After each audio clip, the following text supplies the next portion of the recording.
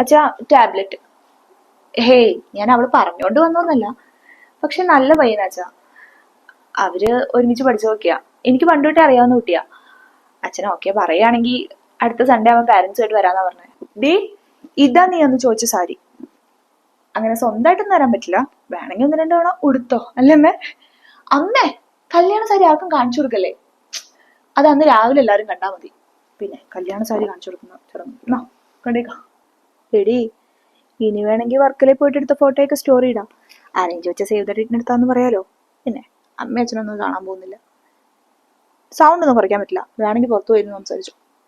എന്റെ വല്യമ്മേ, love marriage തന്നെയാ നല്ലത്. ഒന്ന് ആലോചിച്ച് നോക്കിയേ, ഇതുപോലത്തെ ചൊറിഞ്ഞ വല്യമ്മ അമ്മയൊക്കെ അവിടെ ഉണ്ടെങ്കിൽ ആ ദേഷ്യം തീർക്കാൻ അവനെ റൂമിൽ കൊണ്ടുപോയി 4 കുത്തെങ്കിലും കുത്താലോ. അറേഞ്ച് മാരേജ് ആണെങ്കിൽ അങ്ങനെയൊക്കെ ചെയ്യണമെങ്കിൽ എന്തോരം സമയം കഴിയും അല്ലെ? ചായയാണോ ജ്യൂസാണോ? എന്താ ഒരുങ്ങിയ സാരി വലിയ പെണ്ണായി. അമ്മേ, ചേച്ചി ആ ചോക്കർ കുറച്ച് കയറ്റിട്ട് നോക്കിയേ. ആ ആ ആ ഓക്കെ ഓക്കെ. ചേച്ചിക്ക് അറിയോ, ഇവളെ ഞാൻ പിങ്കിന്ന് വിളിക്കാനുള്ള കാരണം, അമ്മ ഇവിടെ പ്രസവിച്ചിട്ട് ലേബർ റൂമിൽ നിന്ന് നേഴ്സ് കൊണ്ടുവരുന്ന സമയത്ത് എനിക്ക് ഇവളെ മുഖം കാണാനില്ല. ഞാൻ കുഞ്ഞല്ലേ, ആകെ കൂടി പിങ്ക് കളറിലെ 2 കാല് മാത്രമേ പുറത്ത് കാണാനുള്ളൂ. അങ്ങനെ ഞാൻ ഇട്ട പേരാ. അച്ഛൻ ഒന്ന് വന്ന് നോക്കൂടെ.